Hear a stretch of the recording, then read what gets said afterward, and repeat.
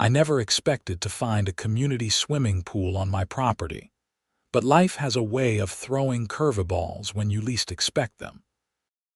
The day I discovered that Maple Ridge Estates had built their luxurious community pool on land I legally owned was the day my quiet life in northern Michigan turned upside down. My name is Yates Newbury, and until 6 weeks ago, I was just a regular software engineer living in a cramped apartment in Chicago.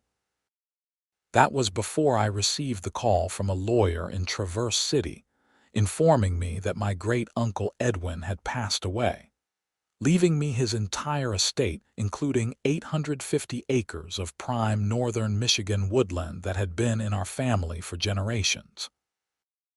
I'd only met Uncle Edwin a handful of times as a child, and my memories of him were hazy at best, a tall man with a wild beard who spoke little, but seemed to notice everything.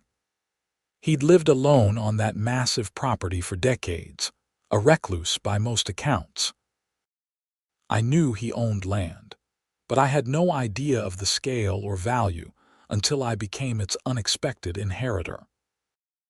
The lawyer, a middle-aged man named Richard Keller with kind eyes and a no-nonsense attitude, handed me a thick folder containing property deeds, tax records, and survey maps dating back to the 1890s, when my ancestors first settled the area.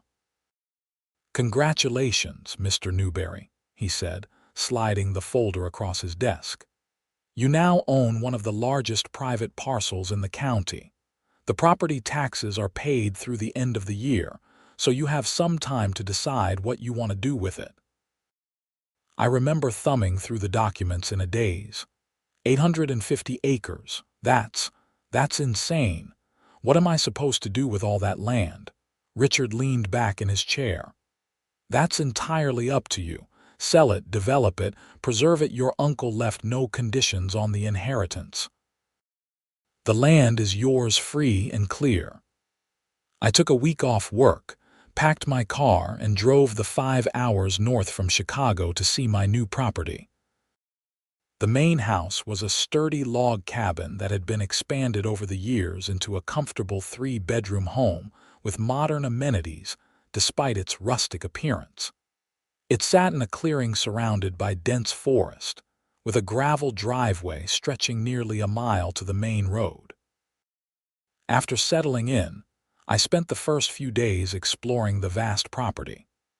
The land was beautiful rolling hills covered in maple, oak, and pine, 3 natural springs feeding into a clear creek that wound through the property, and an abundance of wildlife that seemed undisturbed by human presence. It was peaceful in a way I hadn't experienced living in the city, and I found myself sleeping better than I had in years. On the 4th day, I decided to explore the eastern boundary of the property, an area I hadn't yet visited. According to the survey maps, my land extended to the edge of a newer housing development called Maple Ridge Estates. I'd seen signs for it on my drive in an upscale community of large homes with manicured lawns and expensive cars in the driveways. I followed an old logging trail through the woods, checking my position occasionally with GPS coordinates on my phone matched against the property survey. As the tree line began to thin, I expected to find a fence or some other clear marker indicating where my property ended and Maple Ridge began. Instead, I stepped out of the woods and found myself standing at the edge of a large, kidney-shaped swimming pool surrounded by an expansive deck, pool chairs, and a clubhouse bearing the Maple Ridge Estates logo. A few residents were swimming or lounging by the water, and a maintenance worker was skimming leaves from the surface. I checked my phone again, comparing the GPS coordinates with my property map. There was no mistake, I was still well within the boundaries of my 850 acres. The entire pool complex, according to my documents, was sitting squarely on land that belonged to me. A woman in her mid-50s with a blonde bob cut and oversized sunglasses noticed me standing at the edge of the woods, and marched over with purpose in her stride. She wore a navy blue sundress with Maple Ridge HOA embroidered on the breast pocket. "Excuse me," she said, her voice sharp and authoritative. "This is a private facility for Maple Ridge residents only. How did you get in here?" I was still processing the situation. "I think there might be some confusion. I'm Yates Newbury. I recently inherited the property adjacent to Maple Ridge, and according to my surveys, this pool appears to be built on my land." Her perfectly maintained smile faltered momentarily before reasserting itself with even more force. "That's impossible. I'm Patricia Wilkins, president of the Maple Ridge Homeowners Association. This amenity center was built 5 years ago with all proper permits and approvals." I pulled out my phone and showed her the property map overlay on the GPS. "I'm not trying to cause problems, but according to this, we're standing on my property right now." Patricia's face flushed red. "Put that away. Some app on your phone doesn't override our deeds and permits. This is Maple Ridge property, period. Now, I'll have to ask you to leave before I call security." "You have security." "We certainly do," she snapped, pulling out her phone. "And trespassing is taken very seriously here." Not wanting to escalate the situation before I had more information, I raised my hands in a placating gesture. "Look, there's obviously some misunderstanding. I'll leave for now, but I think we need to get our respective legal representatives involved to sort this out." "There's nothing to sort out," Patricia declared, but I was already heading back toward the woods. As I walked home through my property, my mind raced with questions. How could a development company build a pool on land they didn't own? Had there been some kind of surveying error? Or had someone deliberately built on my uncle's land, assuming the old recluse would never notice or complain? The next day, I called Richard Keller and explained the situation. "That's unexpected," he said after a long pause. "Your uncle was quite meticulous about his property boundaries. I find it hard to believe he would have allowed this without documentation. Could there have been an easement or sale that isn't in the records you gave me? Possible, but unlikely. Edwin kept every piece of paper related to that land. If he had sold a portion or granted an easement, there would be a record." I spent the next week digging through county records, visiting the Register of Deeds, and searching for any documentation that might explain the discrepancy. What I discovered was troubling. The developer who built Maple Ridge Estates, Sunbelt Development LLC, had indeed purchased a large parcel adjacent to my uncle's property 7 years ago. They had filed building permits, gotten approvals, and constructed a community of 60 luxury homes with associated amenities. But the survey map they filed with the county showed the pool and clubhouse clearly on their side of the property line, not where they had actually built them. I hired my own surveyor, a no-nonsense woman named Alina, who had been mapping properties in the area for 30 years. She spent a full day taking measurements and consulting historical markers. "Well, there's no question about it," she told me as we stood at the edge of the woods looking at the pool. "This recreation area sits roughly 215 feet onto your property. Based on the original survey markers and the deed descriptions, this has always been part of your family's land. Someone made either a very careless mistake or a very deliberate encroachment."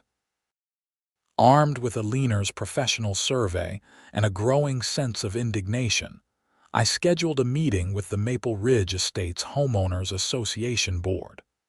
They agreed to meet me at their clubhouse, my clubhouse, technically, the following evening. I arrived to find 5 board members seated at a conference table in a small meeting room adjacent to the pool area. Patricia Wilkins sat at the center, flanked by 2 men and 2 women, all appearing to be in their 50s or 60s. Patricia had clearly briefed them as they regarded me with unified suspicion. "Thank you for meeting with me," I began, taking the single chair positioned across from them. "I'm Yates Newbury, and as I mentioned to Miss Wilkins last week, I recently inherited the adjacent property from my uncle, Edwin Newbury." "Yes, we're all aware of who you claim to be," Patricia replied, emphasizing the word claim as if my identity was in question. "I must say, it's quite bold to assert ownership of land that has clearly been part of Maple Ridge for years." I placed a Leaner's survey report on the table and slid it toward them. "This is a current survey conducted by Leaner Marston, who's been the county's most respected surveyor for 3 decades. It confirms that your pool, clubhouse, and about half an acre of surrounding land are built on my property."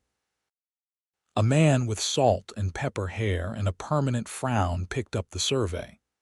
"I'm Thomas Bryson, Vice President of the HOA and a retired civil engineer.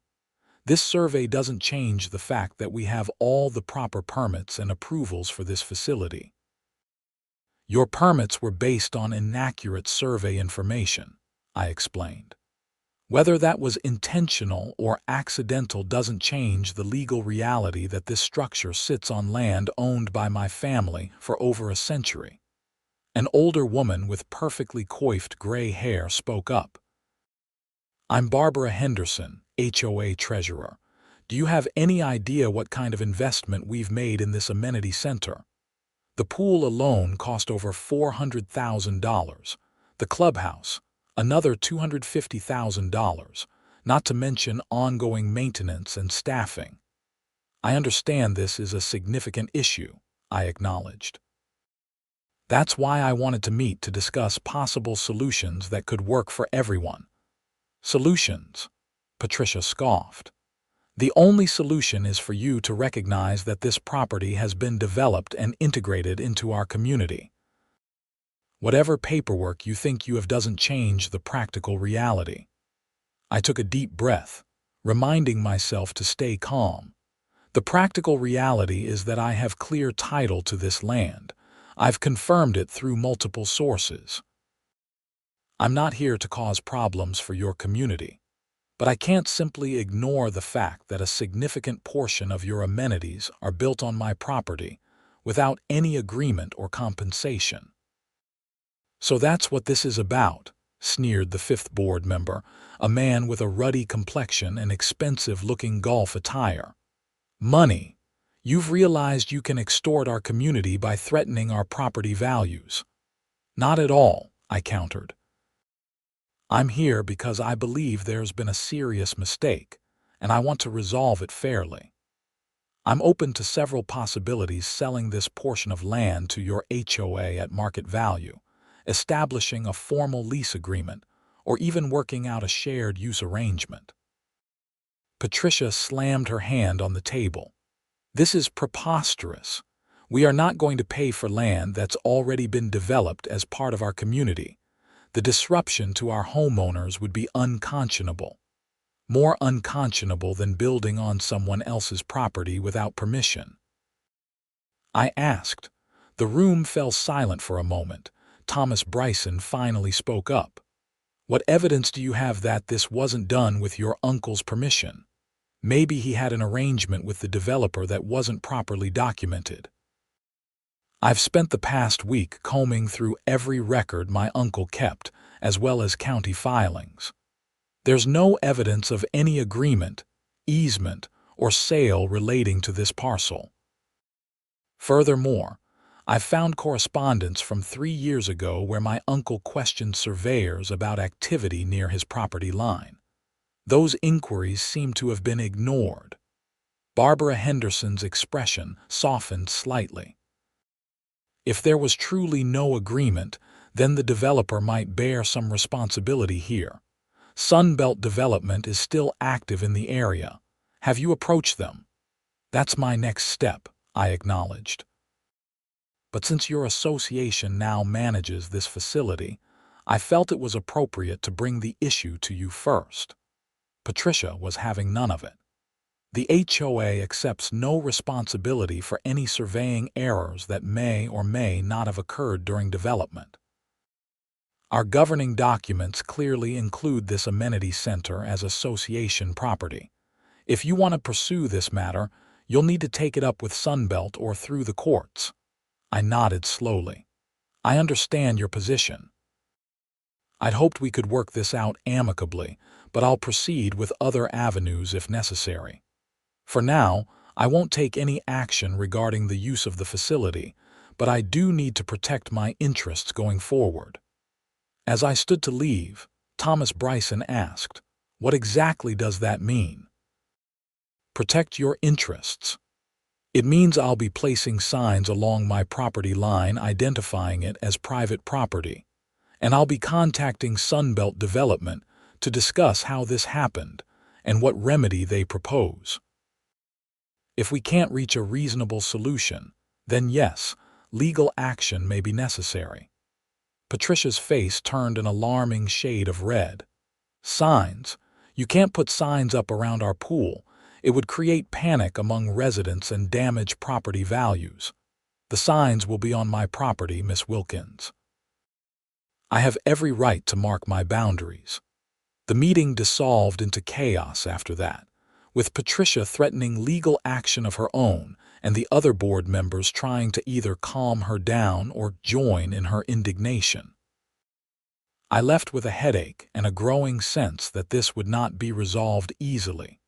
True to my word, the next day I placed simple but clear signs at 20-foot intervals along the actual property line, where it intersected with the Maple Ridge Amenity Center. The signs read, "Private Property Newbury Estate Boundary Marker Survey available upon request," with my phone number. It took less than 2 hours for Patricia Wilkins to appear at my front door, this time accompanied by a man in an expensive suit who introduced himself as Lawrence Green, the HOA's attorney.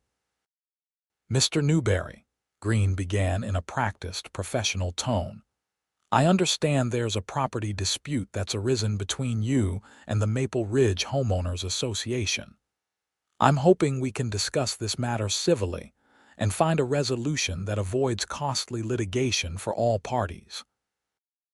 I invited them into my living room where I'd prepared copies of all my documentation, including historical deeds, recent surveys, and property tax records. "I'm all for a civil resolution," I told them. "That's been my position from the start." Patricia could barely contain herself. "Civil? You've placed signs around our community pool telling everyone it's on your property. 3 families have already called me in a panic about their property values." Green placed a calming hand on Patricia's arm.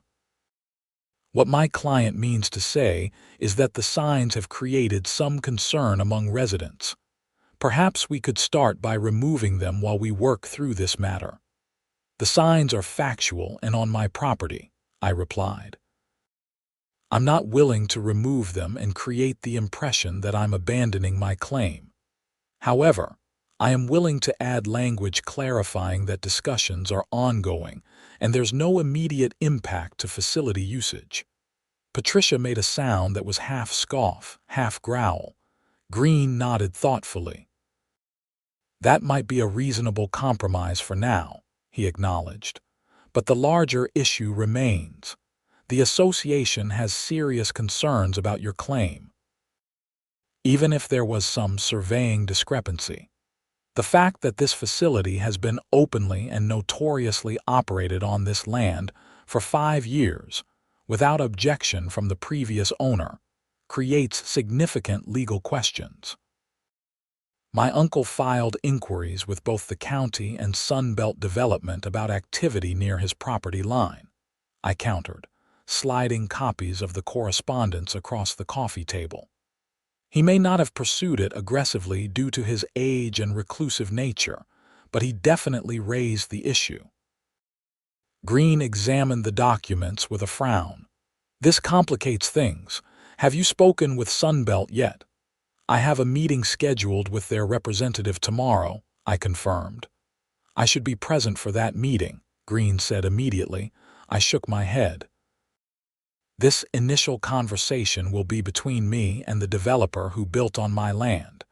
You're welcome to arrange your own meeting with them afterward. Patricia could no longer contain herself. This is ridiculous.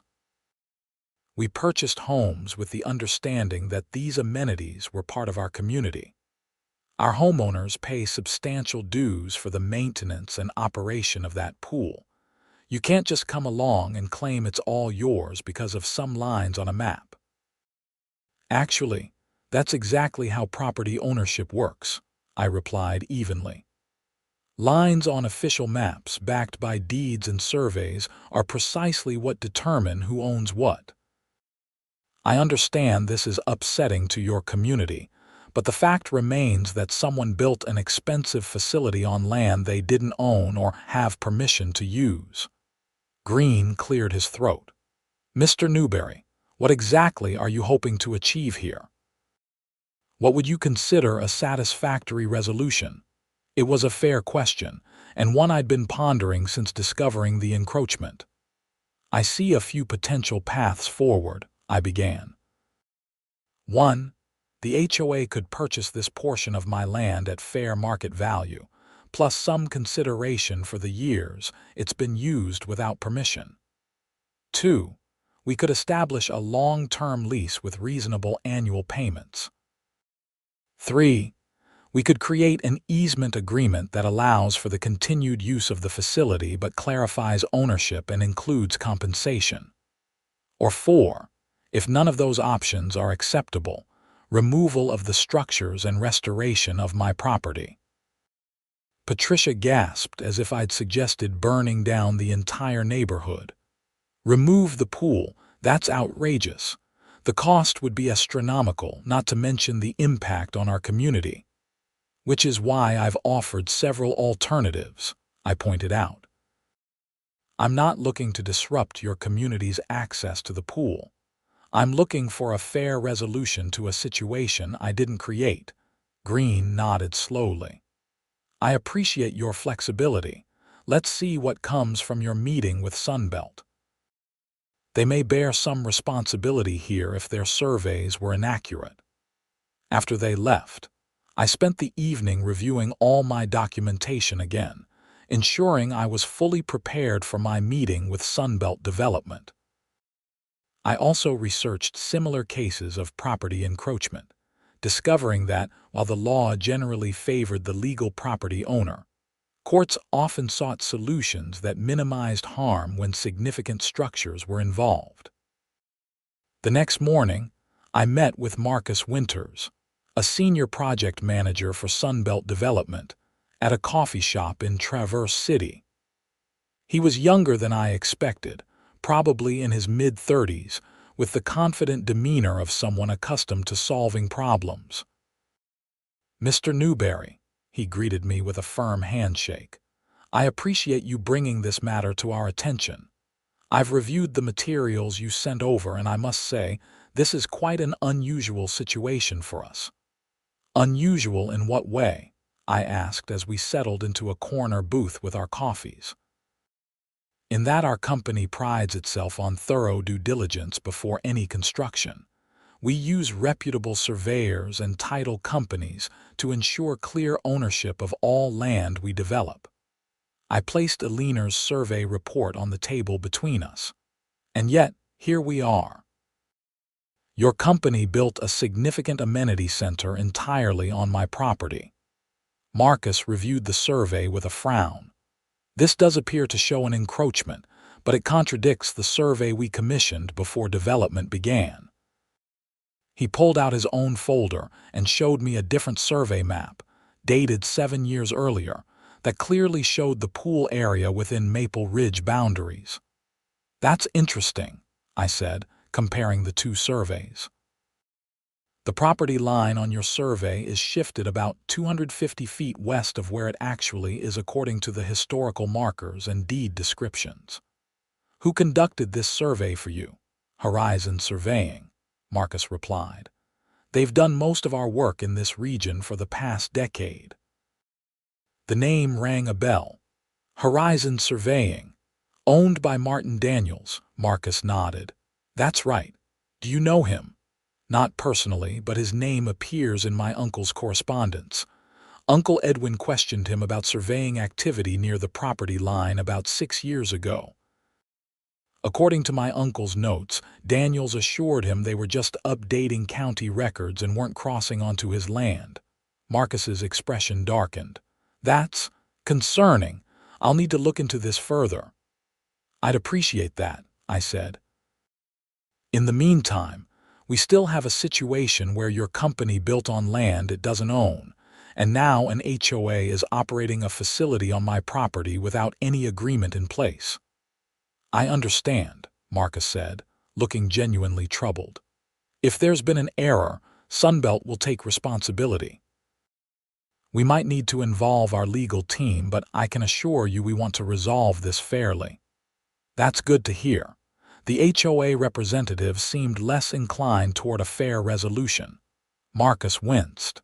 HOAs can be protective of their amenities, especially Patricia Wilkins. She's developed quite a reputation among developers in the area. Oh, this piqued my interest. What kind of reputation? Let's just say she runs that association like her personal kingdom. When we were still managing the property, before turning it over to the HOA, she filed complaints about everything from the shade of white we used on the clubhouse trim to the specific variety of flowers planted around the pool. I couldn't help but laugh. That tracks with my limited experience with her. Look, Mr. Newbury, Marcus said, leaning forward, I need a little time to investigate this survey discrepancy internally.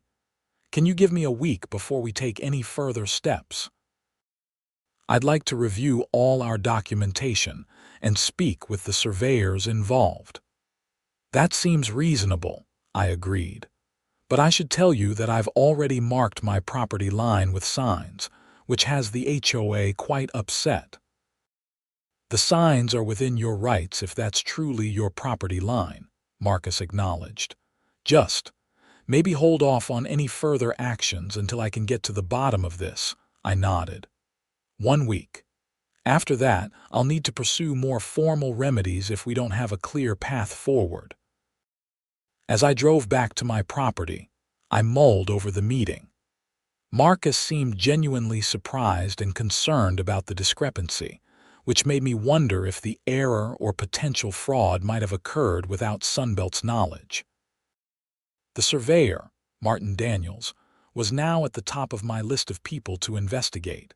When I arrived home, I found 3 Maple Ridge residents waiting for me in my driveway. A woman with an expensive haircut and designer athleisure wear stepped forward as I parked. Mr. Newbury. I'm Amanda Green, and this is Michael Sutton and David Feinberg. We're homeowners from Maple Ridge Estates. I got out of my car and greeted them cautiously. What can I do for you? Amanda spoke with practiced diplomacy. We're part of a neighborhood committee formed to address the situation with the pool. We were hoping to discuss this directly, neighbor to neighbor, without all the legal posturing. I'm open to discussion, I said, gesturing toward my porch. Would you like to sit outside? It's a nice day. We settled into the Adirondack chairs on my wraparound porch, and I offered them water, which they accepted. Michael Sutton, a fit man in his 60s with a deep tan, spoke first. Mr. Newbury, we understand you believe there's been some kind of surveying error affecting our community pool. It's not just what I believe, I clarified.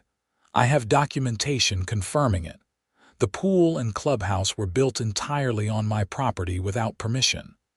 David Feinberg, younger than the others with the polished look of a corporate executive, leaned forward. We're not here to debate the technical aspects. Whatever happened with the surveys or developers is between you and them. We're concerned about the practical impact on our community. That's fair, I acknowledged. I'm not looking to disrupt your community. I'm looking for a fair resolution to an unfair situation.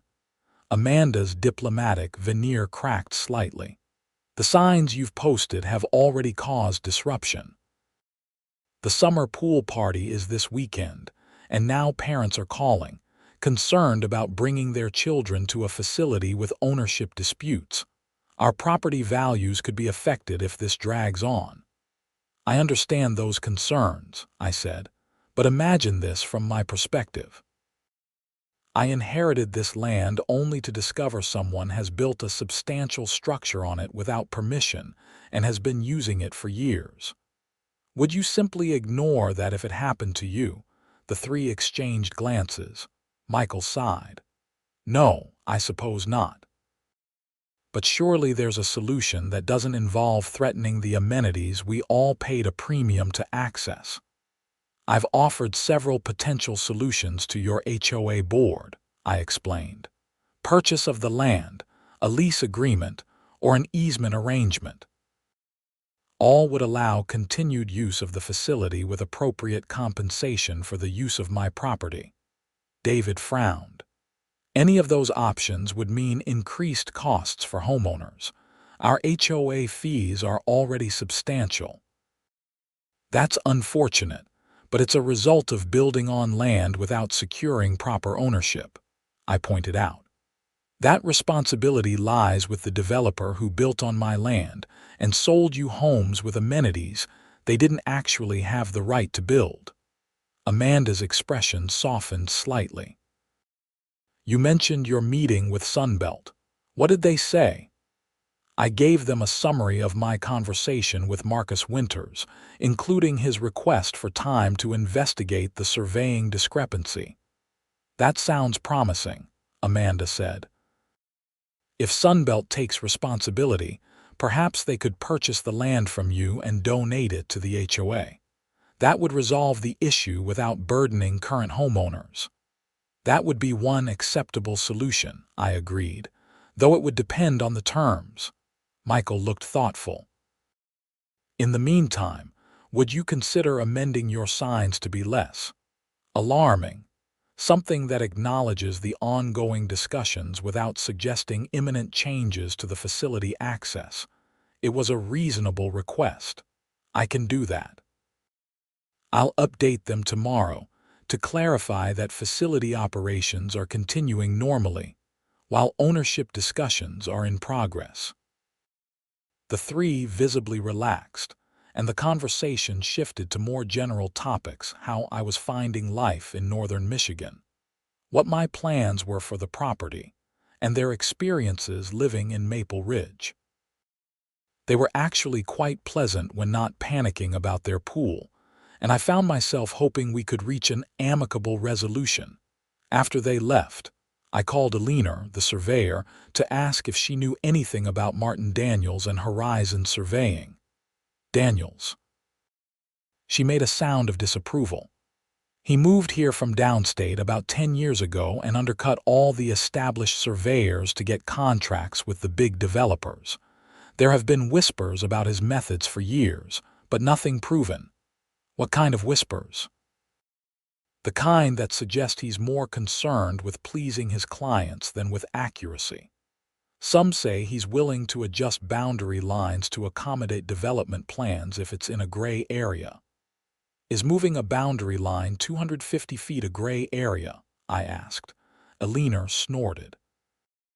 Not by any professional standard I recognize. That's either gross incompetence or deliberate misrepresentation. Would you be willing to provide a statement about the correct boundary if this goes to court? Absolutely, she assured me.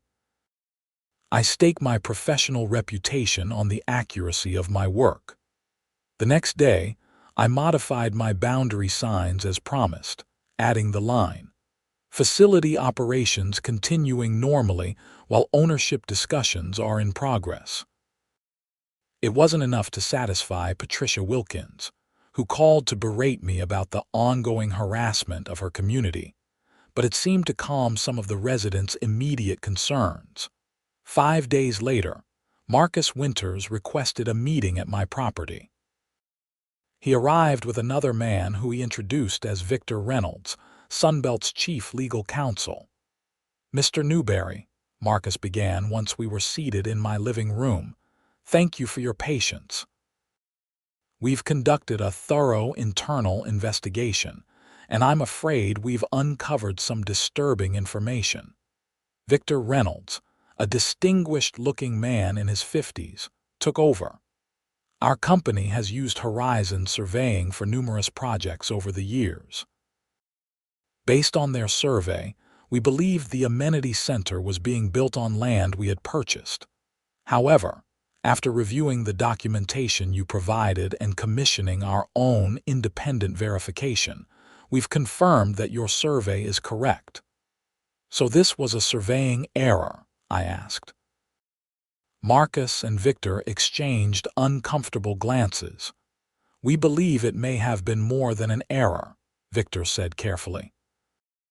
We've discovered communications suggesting that Martin Daniels was aware of the actual property line, but provided altered survey documents to allow for the placement of the amenity center in what he and our former project manager deemed an optimal location for the development. My eyebrows shot up. Are you saying they deliberately falsified survey documents to build on my uncle's land? That appears to be the case, Victor confirmed grimly. The former project manager, Robert Castellanos, left our company 2 years ago. We've referred the matter to the state licensing board for surveyors and are considering further legal action against both Daniels and Castellanos. What does this mean for the current situation? I asked. It means Sunbelt Development accepts responsibility for the encroachment, Marcus said firmly. We want to make this right. We're prepared to offer you fair market value for the affected land, plus additional compensation for the unauthorized use over the past 5 years. Victor handed me a document. This is our initial proposal. We'd purchased the approximately 2 acres surrounding the pool and clubhouse for $120,000, plus $45,000 in compensation for prior use. We would then donate the land to the Maple Ridge HOA, resolving the ownership issue permanently. I reviewed the offer. The price per acre was actually quite reasonable given the location, and the additional compensation showed they were serious about resolving the matter fairly. This seems like a reasonable starting point, I acknowledged. I'd like my attorney to review it, of course. Of course, Victor agreed. We want to be completely transparent here. Sunbelt values its reputation, and we're deeply troubled by what happened. We've already implemented new procedures to prevent anything like this from occurring again. What about the HOA? I asked. Have you discussed this with them? Marcus nodded. We've informed them of our findings and our intent to resolve the matter. Patricia Wilkins was less than pleased, but the other board members seemed relieved that a solution was being proposed. I can imagine Patricia's reaction, I said with a wry smile. She struck me as someone who doesn't admit being wrong easily. That's an understatement, Marcus muttered. After they left, I contacted Richard Keller to review Sunbelt's offer. He suggested a few modifications to the agreement, but generally felt it was fair and reasonable. We scheduled a meeting for the following week to finalize the details. The evening before that meeting, I was sitting on my porch enjoying the sunset when a luxury SUV roared up my driveway and screeched to a halt. Patricia Wilkins emerged like a thundercloud, marching toward me with a red folder clutched in her hand. Mr. Newbury. She called out before she'd even reached the porch. I have something you need to see immediately. I stood to greet her, maintaining a calm demeanor despite her obvious agitation. Good evening, Miss Wilkins. What brings you here? She thrust the folder at me. This proves that your uncle knew about and approved the pool location. I opened the folder to find a document that appeared to be a letter from my uncle Edwin, dated 6 years ago, granting permission to Sunbelt Development to utilize a portion of my property for community recreational purposes. It was signed with what looked like my uncle's signature. I examined the document carefully. "Where did you get this?" Martin Daniels provided it to our attorney this morning. He had it in his files all along but claims he forgot about it until now. Patricia's triumphant expression made it clear she believed this ended the dispute in her favor. "This is very interesting," I said, continuing to study the document. "Do you mind if I make a copy?" Her smile faltered slightly. "You can keep that copy. Our attorney has the original." I nodded, still examining the letter. "Thank you for bringing this to my attention. I'll need to review it with my attorney." "Review it? What's there to review? It clearly shows your uncle gave permission for the pool. All your claims are baseless." "If this document is authentic, that would certainly change things," I agreed. "But I find it curious that it's surfacing only now, after Sunbelt has already acknowledged the encroachment and offered compensation." Patricia's face flushed. "Daniels had it in his old files. These things happen." "Yes, they do," I said noncommittally. "I'll need to verify the authenticity of this letter and my uncle's signature.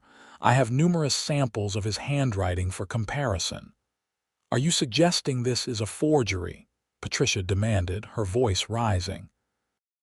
"I'm not suggesting anything yet," I replied evenly. "I'm simply saying I need to verify it, as would any prudent person when presented with a document they've never seen before that contradicts all other evidence." Patricia huffed. "Well, I've done my duty by informing you. Our attorney will be in touch. I expect those ridiculous boundary signs to come down immediately." After she stormed off, I called Richard Keller and described the document Patricia had delivered. He agreed to meet me the next morning to examine it before our scheduled meeting with Sunbelt. That night, I spent hours comparing the signature on the letter to my uncle's signatures on tax documents, correspondence, and his will. There were subtle differences. The loop of the E was tighter in the letter than in genuine samples, and the final flourish of the N swept upward rather than downward, as in all of Uncle Edwin's authentic signatures. The next morning, Richard confirmed my suspicions. "This is almost certainly not your uncle's genuine signature," he said after examining it with a magnifying glass. "The question is, who created it and when?" Our meeting with Sunbelt's representatives was tense when I showed them the document Patricia had provided. Victor Reynolds examined it with a deepening frown. "This is the first I've seen of this. It wasn't in any of the files we reviewed during our investigation." "Martin Daniels apparently found it in his old files yesterday," I explained.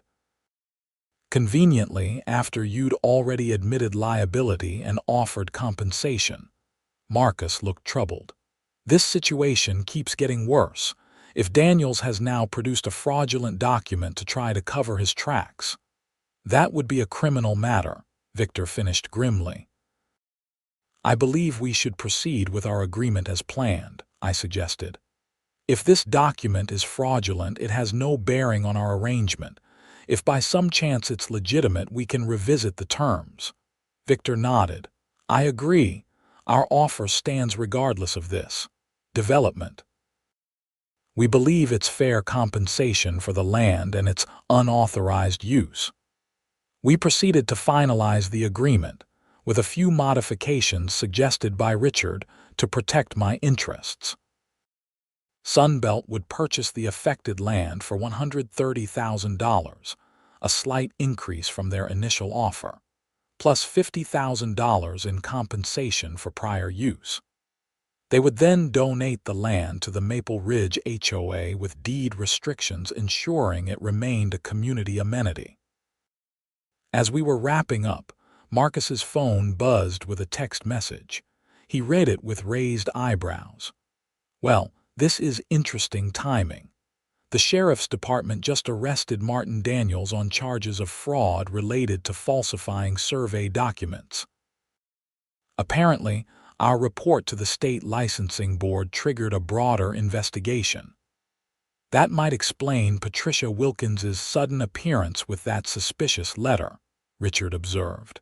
Daniels must have realized the walls were closing in. The next day, I received a call from Lawrence Green, the HOA's attorney. His tone was markedly different from our previous interactions. "Mr. Newbury, I need to inform you that my firm is withdrawing from representing Patricia Wilkins in this matter. It appears she may have knowingly presented a fraudulent document which crosses an ethical line we cannot support." "I see," I replied. "What about the HOA itself?" "The board met this morning and voted to remove Patricia as president," Green explained. "Thomas Bryson is now acting president, and he's authorized me to express the association's apology for the hostile approach taken previously. They accept Sunbelt's resolution and look forward to putting this matter behind everyone." "That's good to hear," I said. "I never wanted conflict with my neighbors. I just wanted a fair resolution." "There's one more thing," Green added. "The board would like to invite you to become an honorary member of the Maple Ridge community, with full privileges to use the pool and clubhouse facilities even after the ownership transfer. They feel it would be a goodwill gesture to recognize your reasonable handling of the situation." I laughed. "I appreciate that. I might take them up on it occasionally. That's a nice pool you've got there." "Indeed it is," Green chuckled. "Even if it was built in the wrong place." The resolution proceeded smoothly after that. The land transfer was completed within 3 weeks, and Sunbelt made good on their promise to donate the property to the HOA with appropriate deed restrictions. The boundary signs came down, replaced with a single small plaque near the clubhouse, acknowledging that the facility had been made possible through the generosity of the Newbury family. A touch I hadn't requested, but appreciated nonetheless.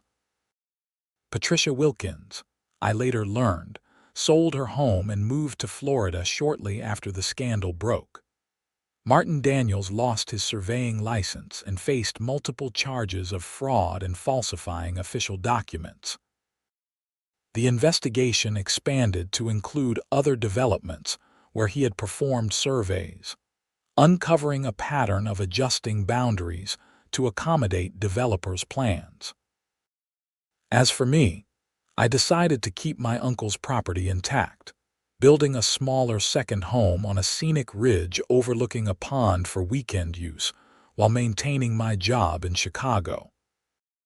I got to know many of the Maple Ridge residents, most of whom turned out to be friendly people who had been misled by Patricia's dramatic leadership style. Thomas Bryson and I actually became good friends, often meeting for coffee to discuss the neighborhood and local issues. He confided that many residents had been uncomfortable with Patricia's aggressive tactics for years, but had been intimidated by her forceful personality. "You know," he told me one day as we sat by the pool that had caused so much controversy, "this whole situation ended up being a blessing in disguise for our community. We have a better board now, more transparency, and even a good relationship with our neighbor with the big property." I looked around at the families enjoying the summer day, children splashing in the pool and neighbors chatting in the shade of the clubhouse porch. It worked out well for everyone in the end, except maybe Patricia and Martin Daniels, Thomas laughed. "Some people create their own problems. You could have been much more difficult about all this, but you were reasonable from the start." "I just wanted what was fair," I said with a shrug, "and in the end, that's what happened."